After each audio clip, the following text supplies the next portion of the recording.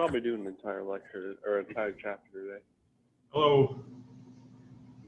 Hello, everyone.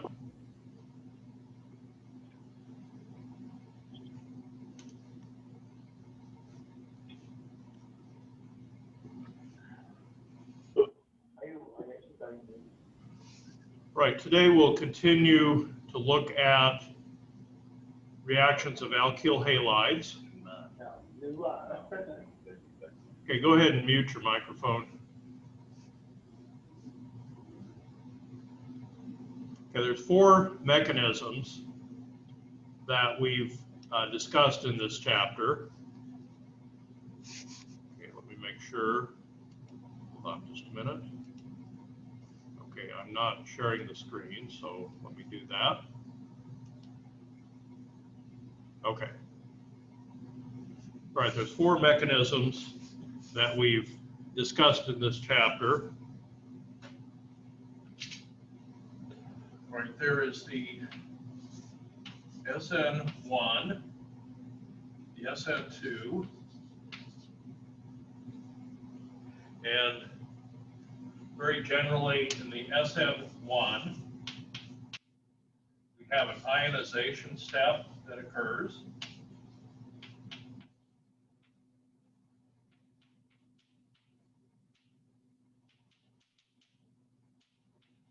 Where we get a carbocation and a leaving group. The leaving group, at least in terms of this chapter, is either chloride, bromide, or iodide. We can have some other leaving groups, but mainly we're going to confine our discussion to halides. Okay, and then we have a nucleophile,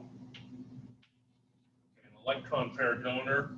The nucleophile can be either negatively charged or neutral, but not positive. Okay, so the nucleophile then attacks and forms a new bond.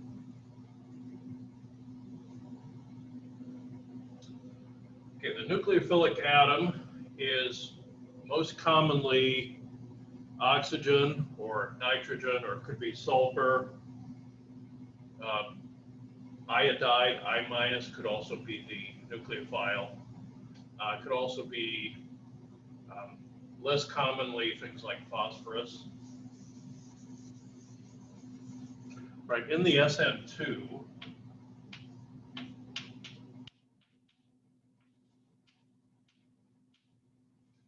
the nucleophile attacks the backside and kicks out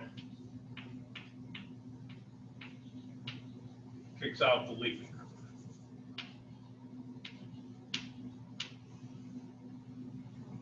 Okay, so we can produce a variety of new functional groups using SN1 and SN2. Okay, just to summarize very briefly some of the differences between SN1 and SN2. The SN1 does not depend on the concentration of the nucleophile, just on the halide. Okay, so it's a first order reaction. If the leaving group is on a stereocenter in an SN1, we get racemization. We get both enantiomers. The SN1 works best in a polar ionizing solvent. In a polar ionizing solvent, water, methanol, ethanol, acetic acid, for example. The SN2 is second order. It depends on the concentration of both the nucleophile and the halide. The SN1 doesn't require a strong nucleophile, but the SN2 does. The SN2 results in complete inversion of configuration. Solvent is less important in SN2, although a polar aprotic solvent is helpful, and an SN2 proceeds much faster in a polar aprotic solvent. Once again, an aprotic solvent is polar solvent that lacks an NH or an OH bond. Examples of aprotic solvents include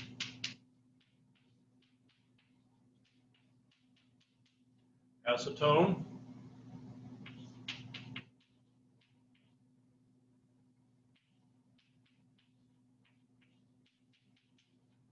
this is dimethyl sulfoxide or DMSO,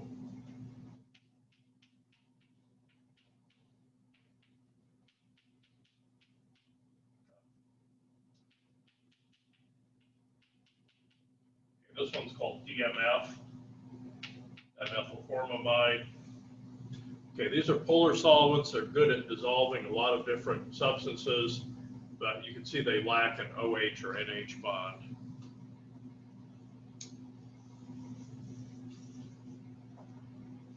All right, we also talked about elimination. And there's two elimination mechanisms.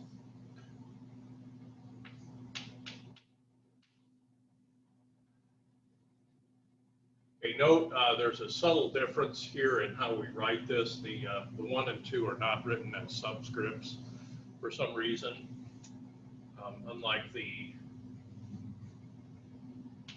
SN1, where the N is a subscript, SN2. Okay, while substitution reactions can result in a variety of different functional groups, the E1 and E2 will produce alkenes, or in some cases alkynes. Okay, so the way that this works, we have to have at least one beta hydrogen.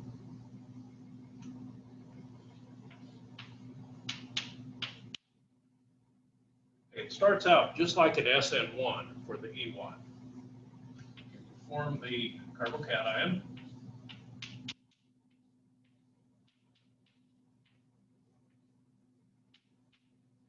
Right, and then a base comes along. It removes this hydrogen. And this pair of electrons then moves toward the positive carbon. And that forms a double bond. Okay, so this occurs in 2 steps. The E2, I'm going to go ahead and, I'll go ahead and stand over here.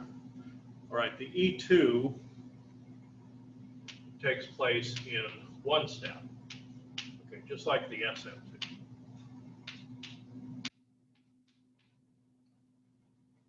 The E2 has very strict stereochemical requirements. The H and the leaving group have to be anti. They have to be 180 degrees apart from each other in the E2. And the E1 doesn't matter. Okay, so we, again, use a base. This removes the hydrogen. Everything happens at once. Okay, we pull off the hydrogen, we form the double bond, we kick out the leaving group all in 1 step. This gives us an alkene.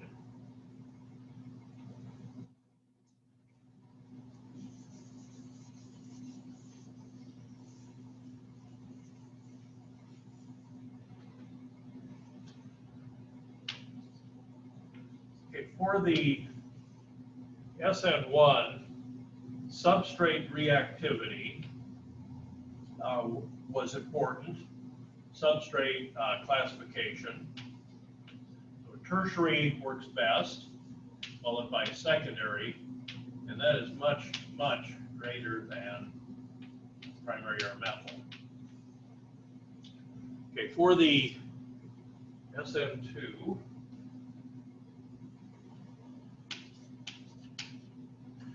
the order of substrate reactivity is just the opposite. So methyl, primary, secondary, and then that's much, much greater than tertiary.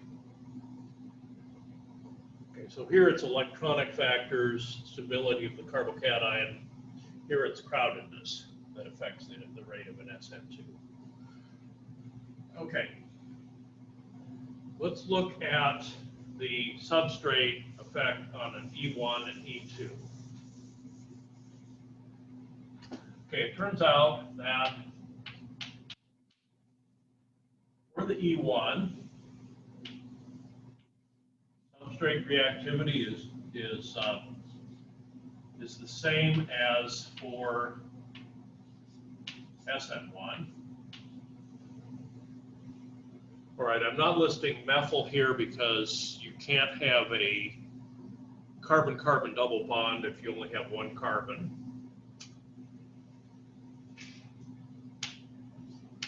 Okay, what about E2? Well, it turns out it's the same.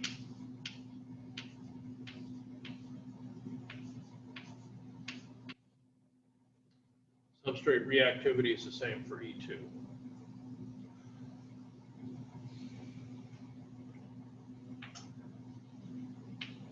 Okay, this uses a weak base. Okay, for example, water, ethanol, something like that. Okay, so this one requires a weak base. For this one, the E2, you have to have a strong base.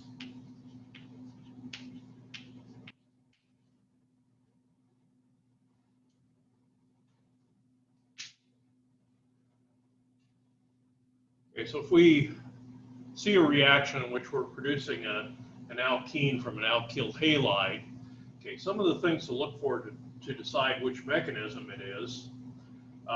First of all, I would look at the base. Is it a strong or weak base? Okay, that's gonna determine the type of mechanism. Okay, the solvent will also could also have an effect. Okay, again for E1, just like the SN1, you want a good polar protic solvent that would separate the ions.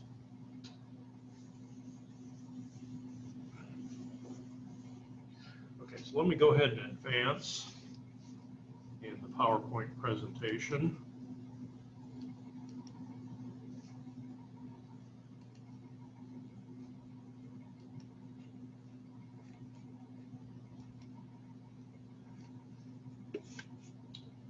Oh, I might mention that, okay, because the E1 goes through a carbocation, it's also prone to rearrangement. The E2, on the other hand, like the SN2, will not rearrange the carbon skeleton.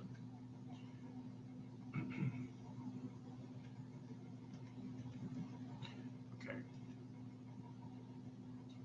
Okay, these are examples of protic solvents. Okay, they have an OH. There are some that have an NH that aren't listed here. These are examples of aprotic solvents. Okay, I already mentioned DMSO and acetone. Dichloromethane is another one. Diethyl ether is another one. Okay, and let's review Zaitsev's rule. Okay, Zaitsev's rule, this applies to both the E1 and the E2. Okay, if more than one alkene could be formed, the more substituted alkene is favored. Okay, so here we have 2-bromo, 2-methyl-butane. We have beta hydrogens here, here, and here. Okay, so we could form a double bond here. We could form the equivalent double bond here, or we could form a different alkene by placing the double bond here. Okay, so there's two possible alkene products. The one with more carbon substituents on the alkene group is favored. Okay, you're going to actually get both of these, but you'll get more of the first one. Okay, same way with this one. Okay, we can form a double bond here, or we can form a double bond here.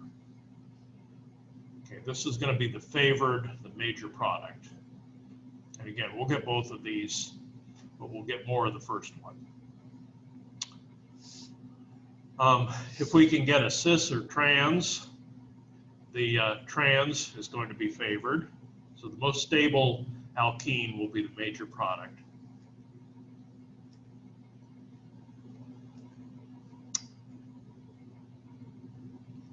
Okay, so here is a summary of E1 versus E2.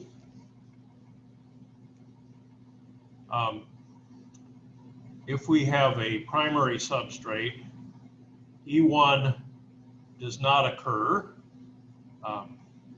because primary cations are so unstable. E2 is favored under certain conditions. Usually, though, a primary substrate is going to favor SN2. Secondary could go either way. The main determining factor is whether you have a strong base or a weak base. Okay, weak base, such as water or an alcohol, will favor E1. A strong base, such as OH- or OR-, will favor E2. For tertiary, you can use a weak base. For E1, you have to have a strong base for E2. Okay, I think this is about where we left off, substitution versus elimination. Okay, so how do you know whether it's going to go substitution or elimination? And in fact, when we're doing a substitution reaction, it is possible to get some elimination product and vice versa.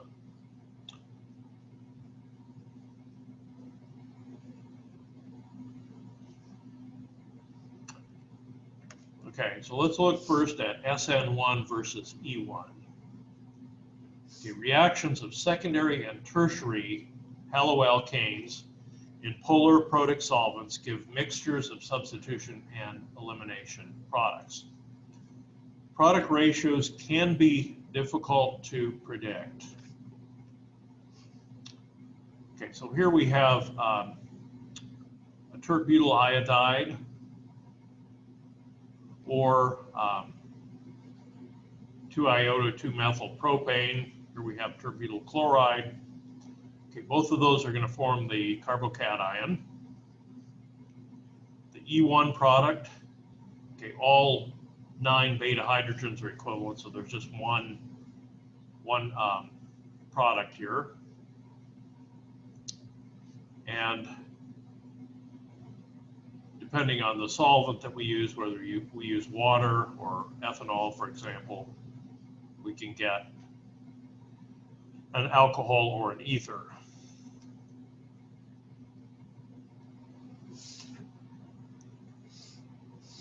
Okay, one thing that will, let me back up for a minute. One thing that will help shift the balance one way or the other toward SN1 or E1 is temperature. Okay, a higher temperature is going to favor more elimination. Okay, and that's true with SN2 and E2, so higher temperature. Okay, next week in my organic lab, we're doing an SN1 reaction, and we want to keep it cold to minimize the elimination products. Okay, it's actually considerably easier to predict the ratio of SN2 and E2 products. The attack of a base on a beta hydrogen is only slightly affected by branching at the alpha carbon. And alkene formation is accelerated. Okay, if we have branching at the alpha carbon, the SN2 is impeded. So if you have more branching, that's going to favor E2 over SN2. Okay, for methyl and primary haloalkanes, okay, if we have a methyl substrate Okay, the only possible reaction is SN2. SN1 is not possible, and of course elimination reactions are not possible. For a primary substrate, main reaction is going to be SN2. We can shift the mechanism toward E2 if we use a strong, bulky base, such as potassium tert butoxide. Okay, I'll go ahead and draw that on the board.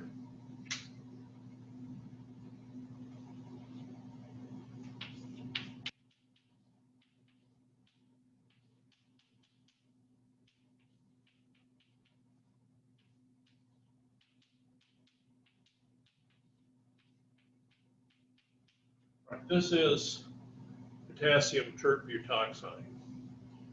All right, that tends to favor elimination. It's bulky, meaning it's crowded around the nucleophilic atom.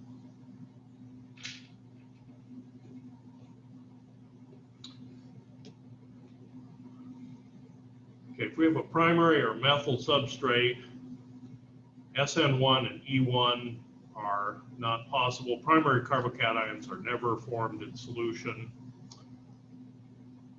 Okay, what about secondary or tertiary?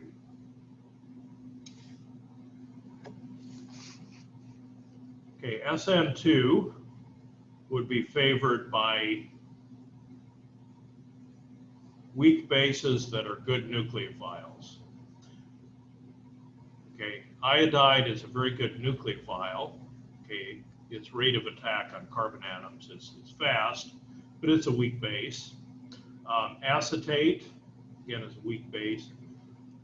Anything with a negative sulfur is a weak base, but a good nucleophile. Okay, so that's going to favor SN2. Okay, if we have a strong base, which is a good nucleophile, okay, such as OH minus or alkoxide, or there's some others like acetylide, okay, where we have C triple bond C and then a minus. Okay, that will favor E2. SN1 and E1 are possible with secondary if we have weak nucleophiles and polar protic solvents. Tertiary will not undergo SN2. E2 is the principal reaction, sometimes the only reaction with strong bases such as OH minus and RO minus. SN1E1, main reaction is with poor nucleophiles and weak bases. Okay, so if it's a strong base, it'll be a 2, either SN2 or E2. If it's a weak base, it'll be a 1, E1 or SN1. Okay, so let's predict the major product of and the mechanism for each reaction.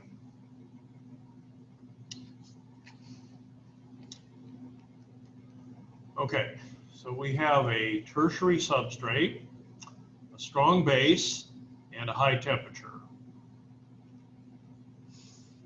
Okay, first of all, the strong base means it has to be a 2.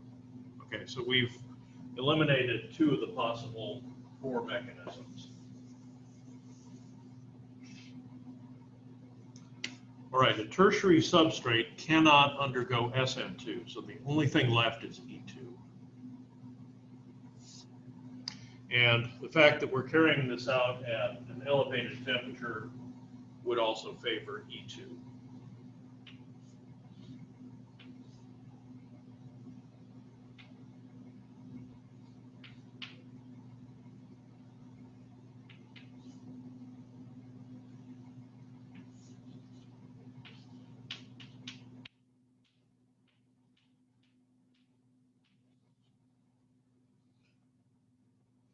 Okay, so this is an E2 forming an alkene.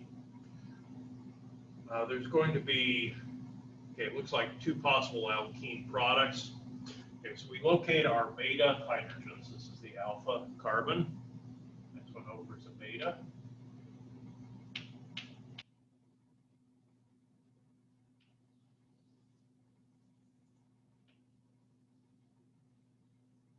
This happens all at once. Base attacks a beta hydrogen, form the double bond, and we kick out the leaving group.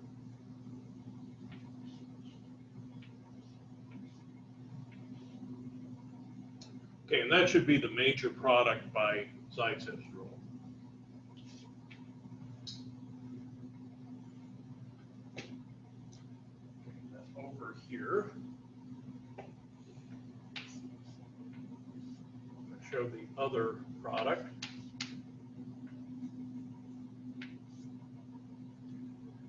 Okay, so we have a beta hydrogen here. Okay, we've got 3 of them. I'm going to show just one.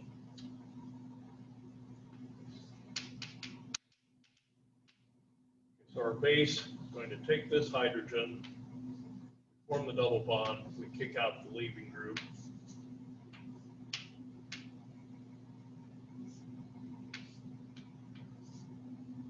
Okay, this is our minor product.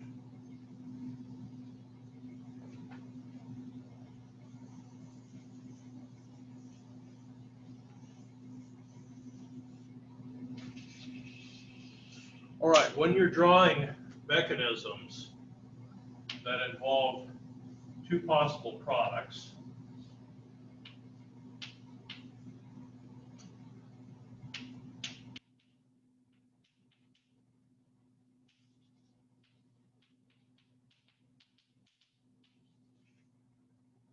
okay, you want to do just like I did. You want to draw the starting material twice. Okay, so don't ever do something like this.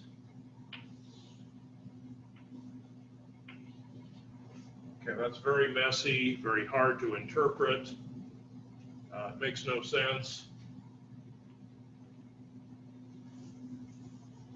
Okay, I mention that because I see that occasionally.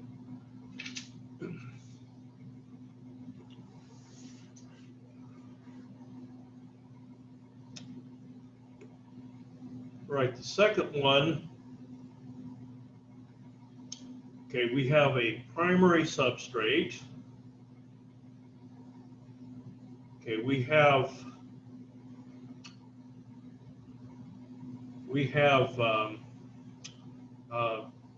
fair nucleophile, triethylamine. This is carried out around room temperature. Okay, so primary substrate, that would be SN2 or E2. This is not a strong base, so it's not a high temperature, so it's most likely, this is most likely going to be SN2.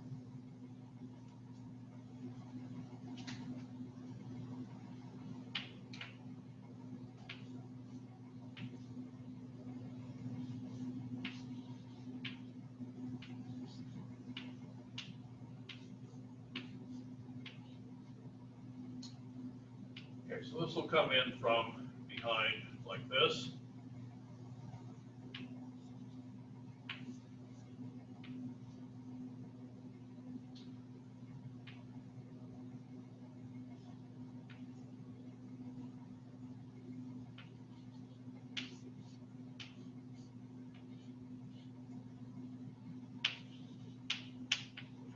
Okay, nitrogen was neutral, and now it's going to be positive.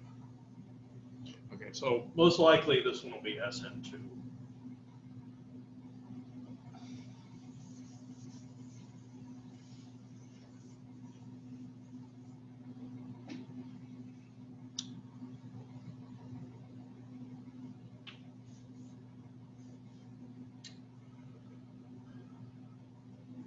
All right, let's take a look at the third one.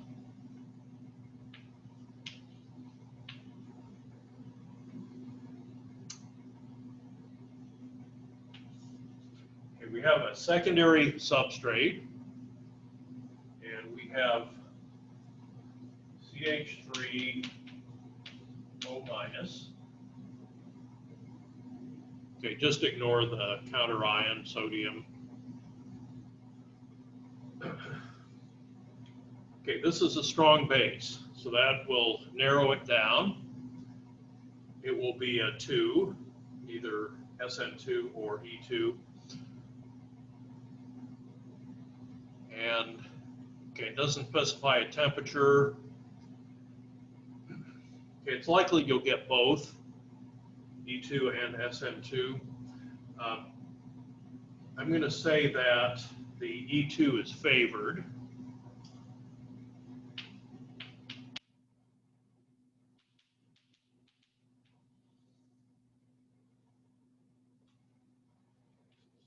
Mechanism.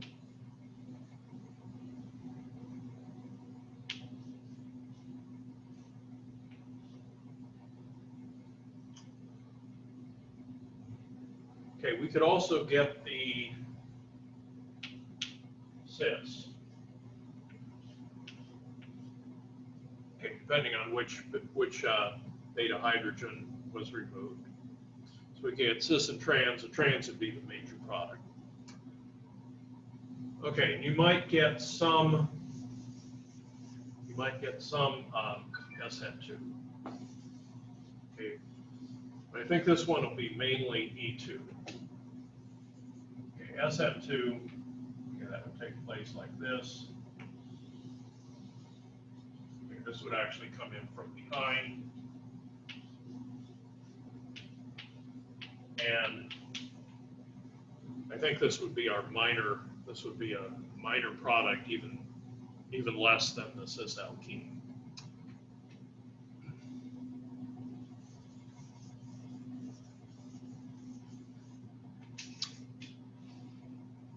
All right, let's take a look at number 4. Okay, I'm going to draw the chair form of this.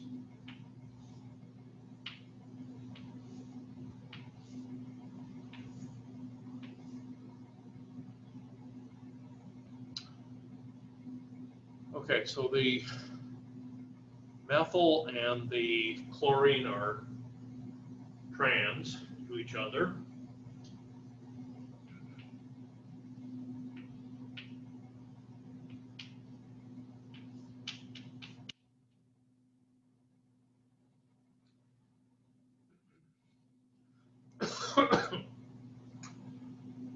Okay, the chlorine actually has to be trans, and I'm sorry, it has to be axial for E2. Okay, so we're doing this in a aprotic solvent. Okay, we have a strong base, so that is that's going to promote second order, so it'll be E2 or SN2. Okay, both are possible. Since it's a secondary and we're using a really strong base, I would suspect we would get more of the E2.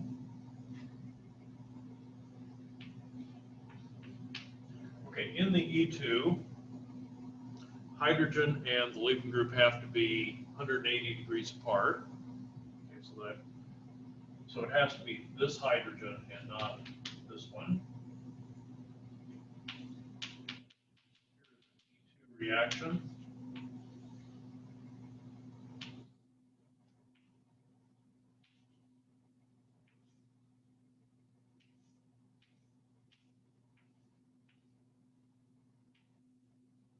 So we'll form our double bond at this position.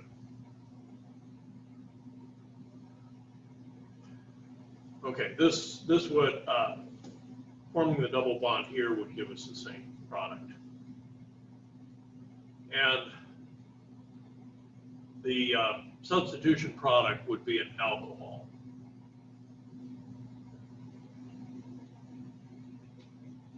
Okay, so that means that,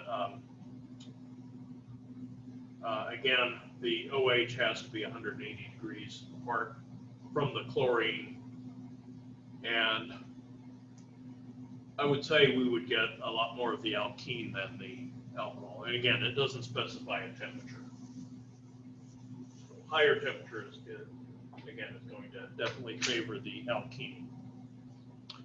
Okay, So that is the end of this chapter.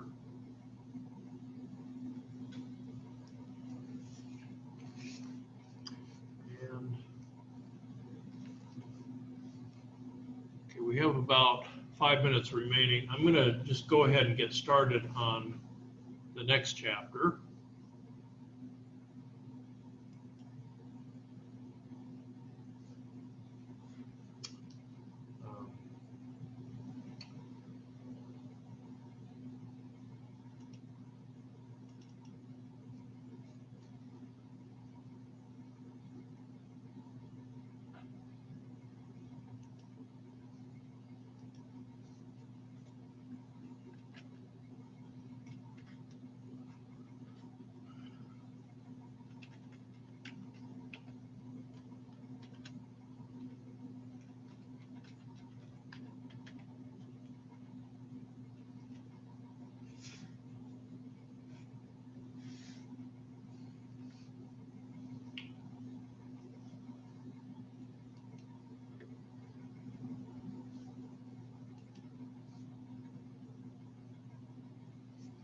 This will be chapter 8.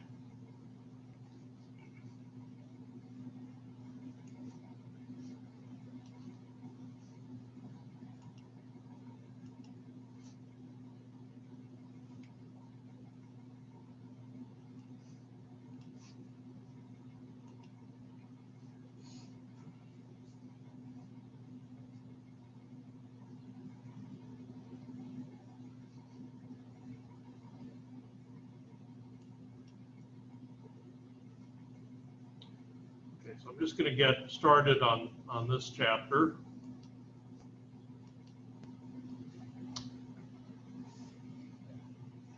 All right, your next test will be coming up 2 weeks from today, 16th.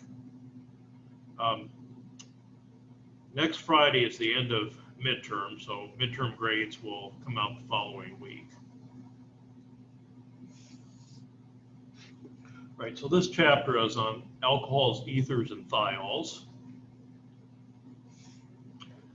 Right, the alcohol has the OH functional group. Okay, because of the 2 lone pairs on the oxygen, the geometry is bent around the oxygen atom. The electron pair geometry is tetrahedral.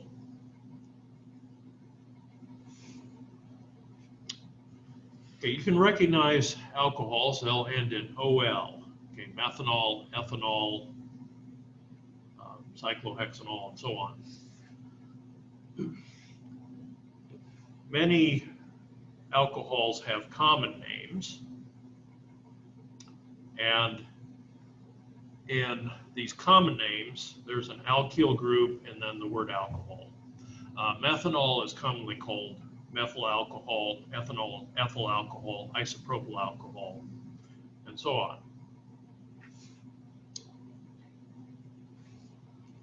Right, so here are some examples. Ethanol, this is 1-propanol, also called propan-1-ol, or propyl alcohol. 2-propanol, okay, we have to have the 1 and 2 to locate the OH. 1-butanol is butyl alcohol or N-butyl alcohol. Okay, we have sec-butyl alcohol or 2-butyl alcohol. This is a sec-butyl group. It's a straight chain. The alcohol is on the second carbon. And then we have isobutyl and tert-butyl. Cyclohexanol is sometimes called cyclohexyl alcohol, although that name is not as commonly used as many of these others. Commercially in the United States, you'll see a lot of these designated by their common name.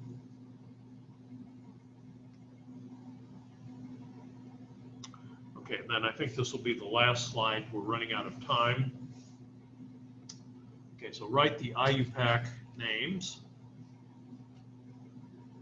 All right, so we have 8 carbons in A. It's a straight chain, so that's octane. Okay, we would take the word octane.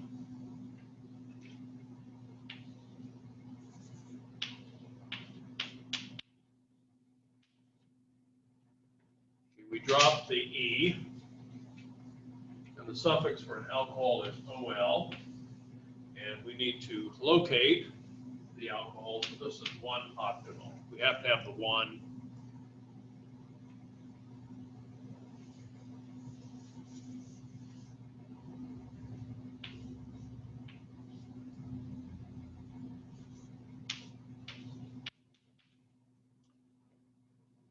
Okay, so here our main chain is 5 carbons. The alcohol takes priority. Okay, so that will be on carbon number 2. Okay, so this is 4-methyl, and it would be 2-pentanol. 4-methyl 2-pentanol. The alcohol takes priority. Okay, in the third one,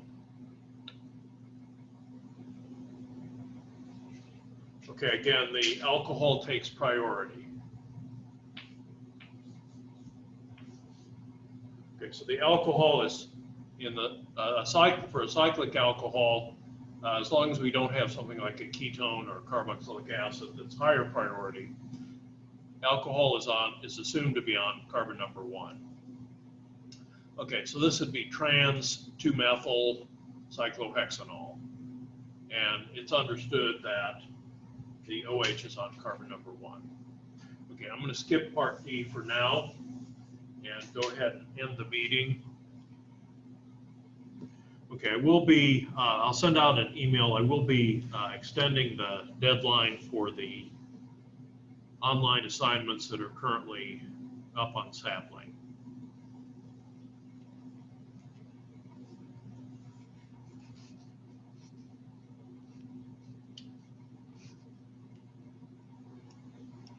Okay, now we'll see you on Monday.